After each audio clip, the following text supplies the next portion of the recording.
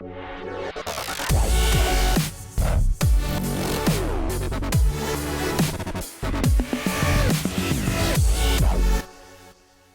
right, so today we coming to you with another episode of Auto Glass Tech Talk, and we taking it out to Central Florida, Orlando to be exact. We got the homie Wyatt on the line today. So what's good, man? What's going on, fellas? How you doing? What's up, man? What's good? Tell us a little bit about yourself before we start inundating you with questions here, sir. 28 years young. Been in the auto glass business for about 10 years. I do work for Safelite, so easy, relax. Been with Safelite. Actually, this Sunday will be 10 years with the company. I was in the warehouse for a couple of years, dispatch for a year, was in management for about a year, and then I've been a solid technician for about 5.5 years down here in the Orlando area.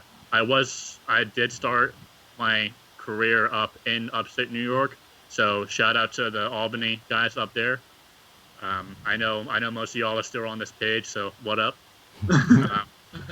So yeah, I mean, 28 years old. You know, I just got a promotion to master tech within the company, so which is more of a leadership role versus just hammering us with work. So that's awesome. Well, that's what's up, man. Congrats on that, man. For moving up, just not just in the new position, but just overall, like just hearing your story of going from a position to another position to have some growth. So clearly, you got some ambition and some motivation. You know what I mean? Yeah. Right. I love stories like that because it shows somebody wants to move up and grow. And you actually, I feel the technicians who started that low have a better respect for the industry and the job, and they know more about it. You know what I mean? Not just, they understand every level, they understand what goes on with all the stuff. So that's great. Yeah. So Wyatt, you and I have been following each other a while on social media. You're I think you're probably one of the first Safelite guys in the group. So congratulations on not being axed from your job or the group yet. Trust me, it's been very close, but thank you. So I know you've had some recent changes in your life, a new house, a new wife. So anything other than that going on super exciting in your life outside of work? Outside of work, I mean, kind of like you touched on, I got married last March to a wonderful, wonderful lady. Congrats. She is a teacher here in this county. Teaches third grade. That's so she has the heart of a teacher, and it definitely reflects here at home. No kids for us. She's a teacher. She doesn't want any kids. I mean, there you go. Deals with them enough. Exactly. Yeah. She gets her daily dose of it. Right. But yeah, we bought a house last month. Got an incredible deal, incredible interest rates. We figured we were sick of renting. Let's go ahead and buy. Yeah. Makes sense. Really just kind of grounding our family here in the Central Florida area. I'm the only one from my family here in Florida. The rest of mine are spread out between Texas and New York. But my wife was born and raised in Tampa. Okay. So, like, her parents are still here. She still has a couple of family members here and also spread out across the country. Well, that's what's up, man. Congrats on the wife. Congrats on the house. And Yep. yeah. Yeah, moving up. Everything. Yeah, it's been a very busy couple of years for sure. Nah, that's what's up, man. Nice. So, question: is that normal in Safelite where you kind of do a lot of the other positions first and then kind of go into a tech, or is that just how you did it? That's how I did it. So I started in the warehouse part-time while I was going through school in New York. School fell through. They offered me a full-time driving position. And then the way the shop was set up there, the end shop for Safelite was part of the warehouse too. So like as I'm buzzing around on the picker, I'm watching the guys install glass. Yeah. I'm like, that can't be too hard. Mm-hmm. That seems pretty simple. So then I asked about it. They put me in the class. I excelled through the class, and then a leadership role opened up in dispatch. So I really was pursuing more leadership than I was technician. So I wanted to see that side of the business on the retail side versus the wholesale side. Jumped over to dispatch. Got to learn the system and how the company operates from a administrative side. Learned a lot because I was directly under the general manager at the time. So I was working one-on-one with him, working with store managers with capacities, vacations, schedules, kind of learning that side. And then, obviously, Corey, it's cold as shit up there. Yeah. So I got sick of being cold half the year. So I had an opportunity to move down to Florida and stayed with a family that I kind of grew up with up in New York. Right. And the only way I could transfer down was as a technician. I was already certified. They weren't accepting dispatchers or managers at the time, so I transferred down to as a tech, and then that's when we kind of switched pay plans. We're not PPP anymore. We're what's called QCI. Yeah. So it's similar to PPP where they raised our hourly and kind of lowered our bonus. Right. So now we're being paid piecework and hourly. Yeah. That's what's up. So I started seeing the paychecks I was getting in, from, doing 25 to 30 plus cars a week. And I'm like, I don't want leadership. This paycheck is great. Right. And then I did step into leadership, into an assistant manager role for my Daytona store. And I just got ran over. I mean, I had zero support from upper management. It really burned me out so quickly. Working 6-day weeks, I was there from 6 to 6 every day, and I was making salary, which an assistant wasn't worth it at all. Right. I'm like, I got to get out of this. I'm about to blow my head off because this is just super stressful. I'm working with a whole bunch of 20-year veterans in the company whose egos are enormous. So, trying to work with them was just, basically just talking to a wall. So step back down into technician, which I consider a step up into technician because I was making more money, less hours, less responsibility. Right. And I've been on that path for the past 5 years, worked up, recently Master Tech, which SafeLight is really only just kind of more of a leadership role. It means that we know every tool that the company offers. Mm-hmm. We can run calibrations, we can do repairs, train. We're kind of looked at, to kind of run the store when the management is kind of, had their mind somewhere else. Right. Well, that's what's up, man. You can do everything from, so every tool. Well, I guess doing repairs or replacements, you would have to know your tools, but the ins and outs of everything. So you get a lot of calls from other techs, like since you the master tech, like, hey, I'm struggling here. Every single day. Like I just missed a call from one of my techs now, Mm-hmm. and they know I'm off on Wednesdays, but I tell them, they've all got my personal number. I tell them, please call me. Yeah. I would rather have you call me now and ask me questions than to me to go tomorrow to fix what you screwed up. Right. Yeah. Definitely. So that's what's up.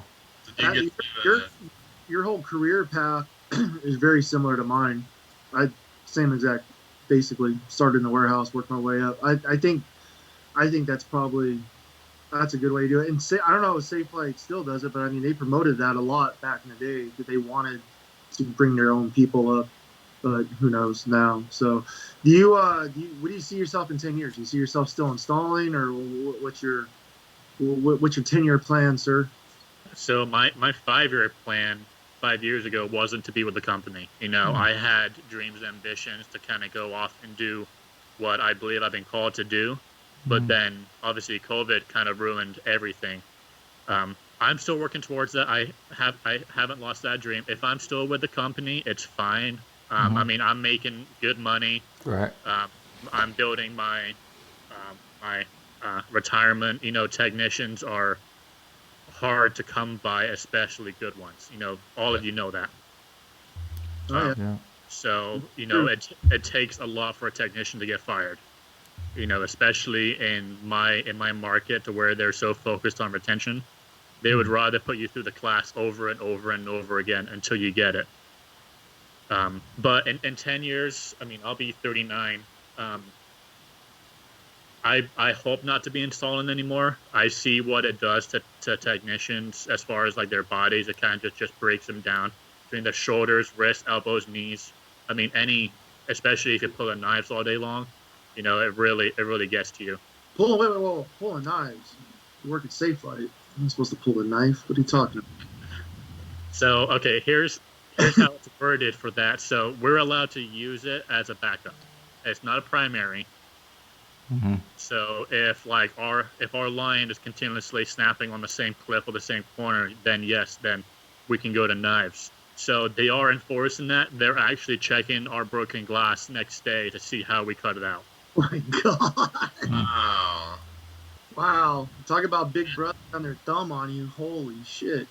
I mean, So- the quality control is like, I mean, that's top notch, I guess. At the same time, If there's so much quality control, and there's so much emphasis, then why is there so many I don't horrible? think that's all locations, though. It's definitely not all locations. You know, we all know that. Right. Well, I mean, crazy that you hear all this. I really wish we had another safe flight guy in from another location. You gotta get one from like a shit location. You've got Billy. Yeah. Anyway, Billy. What's up, Bartle? so enough of the safe flight talk. So you're in Orlando. What do you like to do for fun over there, man? You a Disney guy? You a fisherman? So I was a pass holder for a long time for Disney. You know, one of the perks being, you know, only 45 minutes from the parks is that we were annual pass holders. So we would pay monthly. It was like $40 a month, and we had unlimited visits, unlimited park hopping. You know, we would go a lot. Obviously, COVID, we decided not to renew because I don't want to wear a mask when it's 85 degrees outside all day long. Right. Which they are heavily enforcing. Like, it has to be up and over your nose the entire time you're in the park. Unless you're eating or drinking, it has to be on your face. You'd be seen walking around with a pastry in my hand all day. Turkey leg. Turkey leg, yeah. Turkey leg, sorry. So yeah, we would plan it so much so we would have fast passes booked in advance for rides and then reservations at restaurants, to where we would go in, we would do a couple rides, eat dinner, and leave. So we were only there for like 2 hours, but we wouldn't follow the crowds. We would know which rides we wanted to do, which restaurants we wanted to hit. Right. And we got so good at it, we could plan any park, any weekend. You know, we would look forward to see what kind of events they were putting on, parades or concerts that were happening over at Epcot. Mm-hmm. You know, that was a big thing. That was basically how we spent our weekends while my wife and I were dating while we were long distance. We would meet at Disney and kind of have our dates there. Oh, that's what's up. I honestly haven't been fishing since I've been to Florida, and I know that's pretty blasphemous, me saying, especially where I'm an hour from each coastline where there's prime fishing. I haven't had a chance to drop a line in the water yet, so maybe I'll join you, Whacker, when you come down in January. But no, as you can't really see behind me, but I'm a musician. I've got a piano behind me. I've got 2 guitars on the wall next to me. Uh-huh. I love making music and really enjoy doing it. I am heavily involved in my church's worship team. Okay. I rotate between the drums, guitar, basically wherever I'm needed. But I love to just kind of sit here in my office or my studio and kind of just diddle and read music and kind of analyze different songs. So that's also what I'm doing when I'm working. I've got my AirPods on, listening to different soundtracks, whether it be Star Wars or Lord of the Rings, or even just like old school like R&B. Okay. Kind of just picking apart. So you make music yourself? Like you got like a SoundCloud account, or you just play just regular stuff? I'm not that confident yet. Oh, you know. Get on with Michael Farrow, the big Patriots fan. We get the AGTT band going on. Yeah, what's his thing? He just did some whiskey something, but he play. But yeah, and he actually do the same thing in his church too. He play a lot of stuff in his church. Yeah. Nah, that's what's up though, man. So what do you like better, the piano or the guitar? I enjoy guitar Okay. a lot more. Anybody can just press keys on a piano and make a song. Right. Guitar is something you really need to sit down and study the theory and kind of learn, why certain things happen and why you have to have your hand in this position and not that position. Right. Yeah, that's what's up. What kind of guitar playing do you like to do? Do you like more like the John Mayer bluesy style? Or are you more like slash? You want to rip it, or how do you like playing? I'm more punk pop, because that's kind of the general. Like I grew up with the Blink 182, Yeah, A yeah. Day to Remember Yeah. kind of a genre. So I really enjoy playing that, and then that's kind of my go-to is that I'll kick the um, distortion on and just wail for as long as my fingers allow me to. Nice, nice. That sounds cool. So, I'm gonna spill the beans here a little bit because you and I have been following each other for a while. Tell us about your aviation, Wyatt, Aviator Wyatt. Why are you Aviator Wyatt? Aviator Wyatt. So aviation has been a huge passion of my life ever since I can remember. Every time, even now, from the time I was, I don't know, early teenager to even to now and currently, anytime I pass an airport, I'm staring down that runway to see what's coming and going because I am just obsessed, I guess is the best word for it. Um, my plan when I graduated high school was to go into the Air Force and to get into the academy and kind of fly for that. But I bombed the ASVAB, so they said the only thing I'm doing is holding a gun and fighting on the front lines. Same here. So then I started to go to school for it. My local college up there in Schenectady, New York, has a flight school that's attached to the community college. So I started to learn how to fly with them. I fell behind in my flight training, so then I switched to air traffic control, which I'm actually certified for. I've got a license for it. Okay. So then my plan was to go to the FAA Academy because all these towers that you see or airports that you see that have air carriers, so like UPS, Allegiant, JetBlue, and all that, those towers are run by the feds. So you have to be FAA certified to be able to work in those towers. And there's the FAA Academy in Oklahoma City, to where your next stage of training is. But they hire on a lottery system, and they train on a lottery system. So I've got 80 hours of live traffic experience, and they just take a whole bunch of names from a list, pick random names, and pull you in for training. So I've applied 7 times and have been denied every time. Damn. Wow. So, Jeffrey kind of already jumped the gun on me, but my plan this past summer was to continue my flight training. Yeah. We had the finances ready to go. We were ready to go, but then the federal government stopped issuing private loans to pay for school. So then that kind of put a debacle on it. Yeah. But I've got a close friend here in the area who's learning to fly, and he's about to get his flight instructor's license, so I'll start flying with him soon. Well, that's cool. And learning that way. But that's kind of where I hope to see myself in 10 years, to kind of go back to that question that you asked, Corey. Yeah. That's kind of where I want to see myself. But I wasn't expecting to be today where I am as far as still installing glass. Well, you got the drive and the motivation, man. Like, you still working, you got a career, but you still, like you say, you do the piano, you do the guitar, you learn aviation. So shit, you got the know-how and you got the ambition. So I'm sure you'll get there at some point. And like they said, it ain't where you start, but where you finish. So I'm sure it'll come your way when it's like they say, it'll happen when it's meant to be. You know what I mean? Yeah.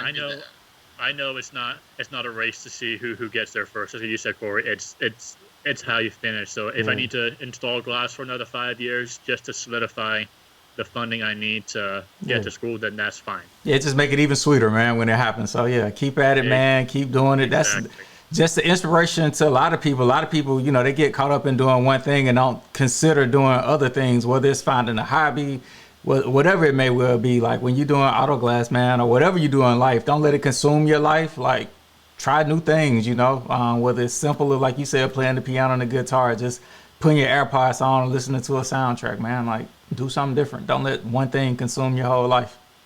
Right. That's something I really preach to these new guys that come out of the training class. I'm like, this company, this industry does take a lot out of you, as all of you can attest to. And I'm telling you got to learn to separate work from home. Yep. Yeah. Like, I know you can walk outside and see your van in the driveway, and that's all you kind of really think about. Or if you see your shirt hanging up in the closet, you're like, oh crap, that's kind of what I do for work. But you got to learn to appreciate your time at home. Yeah. Turn off your phone. Don't accept, if you're not clogged in, don't accept a work call. Right. You don't have to. Right. So that's something I really push for our new guys is to really find something that you thoroughly enjoy outside of work and keep to it. Yeah, get that balance, man. That's for everybody. So that's a great tip for people, man. Get balance. Don't let auto glass consume your life. Like, find something else. Whether it's eating, drinking, like taste testing, drink. Like, people go to wineries, do the beer hops and shit. So find something that can take your mind off of auto glass. I envy guys like you who have that energy and the drive to be able to do so many different things. That's not a lot of people can do that. So awesome. Yeah, you're like an inspiration. Jesus, you're doing a lot of stuff, man. That's cool. It's hard for people to do multiple things. Like you were saying though, it's especially hard for someone to find a hobby or to do anything outside of work without just getting stuck in that like work. Like you said, you walk out. I see my van. I sit in my office right here. I look down and I see my van, in my driveway every morning when I get up, every night when I go to bed. You know what I mean? Like, my whole life is consumed with all yeah. that. Oh yeah. My office, I got door Yeah. back glasses in my garage. Side of my house is full of glass. I think that's a huge thing, though. I think people really should listen to that more and definitely find that anything outside of work, just to kind of help you. Well, I mean, when I was Wyatt age, I already had 2 kids, so I mean, work was consuming, but I was worrying about being a father and a provider and everything like that. So, I mean, I love my kids. I'm glad I have my kids young because I can enjoy the rest of my golden years. But I mean, more power to you guys without the kids, Corey and Wyatt. You guys do so much stuff. So, but you know what though? I'm not taking anything away from the fact that you don't have kids. There's a lot of people who have kids who shouldn't have kids. So the fact that you've realized that kids aren't conducive to what you want to do, I think that's better not to have them, honestly. Yeah.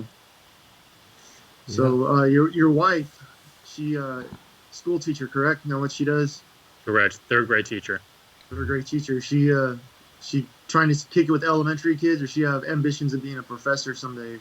No, she has no ambition about moving up. She is happy where she's at. She's comfortable. She's not moving. She's taught 1st, 2nd, 3rd, and 4th. I think 5th before too. And she says the older they are, the worse they are. Oh, I'm sure. Yeah. She loves 3rd grade because they're still sweet, but it's starting to click in their heads. Yeah. So she's really starting to kind of mold them to be, to be functional, Right. more or less. How are the classes over there? You guys, are they doing everything virtual? Are they doing classrooms, or how's school? So she teaches at a charter school, which Nice. In Florida, it's not private, but it's not public. So she's paid and she's under the umbrella of the district, but it's her curriculum. She can kind of do whatever she wants as long as her test results are good at the end of the year for the state testing. So there's 4 4th grade classes. 2 of the teachers are virtual and in person, and then there's 2 that are just in person. So she's just in person. That's cool. She was teaching virtual the end of last year when COVID really started to hit us, which she absolutely loved because she only worked maybe 2 hours a day, kind of just monitoring online. But now she's in person. I mean, she has full classrooms. That's what's up. But she has a huge classroom to where she's actually able to keep the kids separated, and they mostly listen to her. But the principal, that she's really good about promoting safety and keeping distance and kind of following, what the CDC is recommending. Cool. So I got a question for you, man. So we'll be mindful of your time and shit here, but Auto Glass Week is coming up. It's in January in Orlando. So, you get down there, people can hit the tour spots and hit places, but give us 3 solid restaurants or like hole in the wall places people can go eat this like good Orlando food. Real local. Gosh, it really depends on what you want. I mean, we've got great Cuban restaurants here. Yep. A lot of good Puerto Rican places. Obviously, Wacker, you've got Mexican, right across the border. So nothing really compares to authentic Mexican. You really just got to ask the locals in your area. I'm about 45 minutes north of where the convention's going to be. Okay. So I can recommend things to do as far as attractions. I mean, I highly promote Gatorland. Gatorland, okay. Gatorland. So it is a rehabilitation sanctuary for gators that can't really survive in the wild. Mm-hmm. And you can feed them up close where you actually get like on the riverbank and throw them meat to where they're like 5 feet away from you. You can zip line over them. Hey, what about the tigers? What about the tigers? Can we go see? You guys got all that Joe Exotic Tigerland, Carolyn Baskin stuff in Florida? That crazy lady's down in Tampa. So if you want to make the drive out to go see her, you're more than welcome. We're gonna go fishing at, so we might have to go try to. Maybe there's somebody we can take and put some sardine oil on and throw in. Tiger. So Gatorland, so what else out there? Anything else in Orlando other than Gatorland? Gatorland, I recommend kind of driving a little bit outside of Orlando. We've got a ton of national state springs, okay, where the water is 77 degrees all year long. We've got caves that you can dive down into.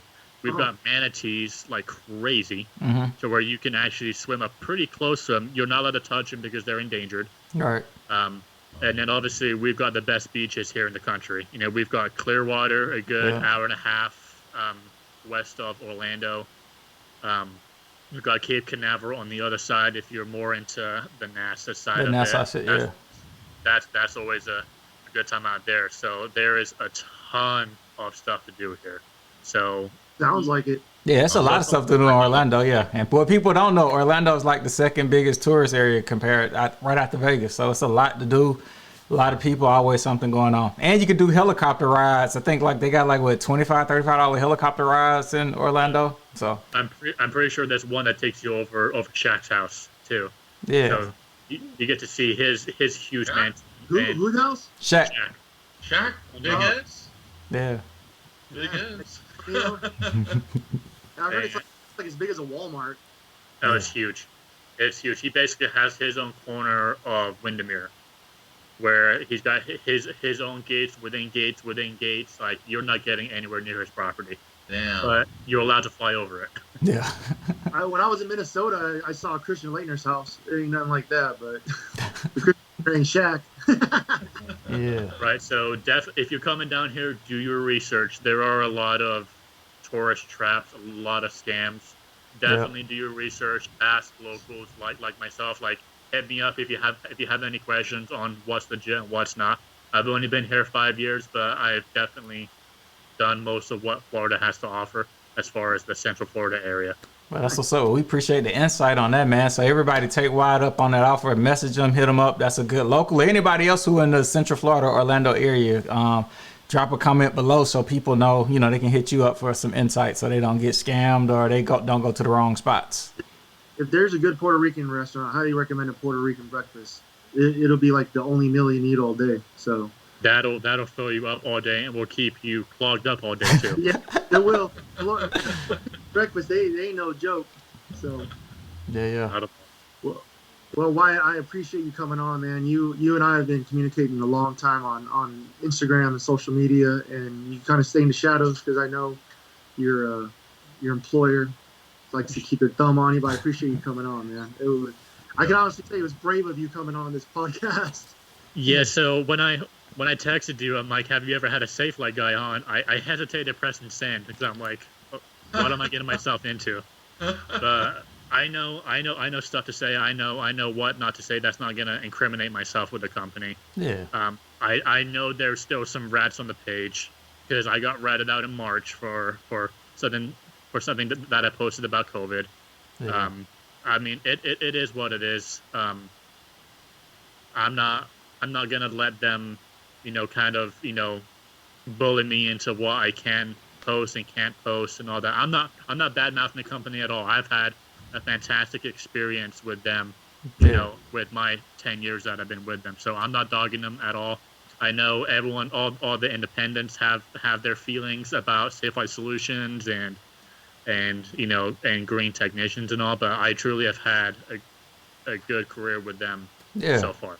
Well, we appreciate your time, your experience, and all the things you have said you have done and what you haven't done. So check in at some point. Let us know what's going on. We wish you nothing but the best with the aviation, and just, hey, still good luck. Congrats to you and your wife on the marriage and for the new house, man. So appreciate it. Yeah, cool. So yeah, stay focused and everybody take care till next time. Yeah, looking forward to seeing you in January, buddy. All right, I'll be here. All right. I want to ride in the plane when you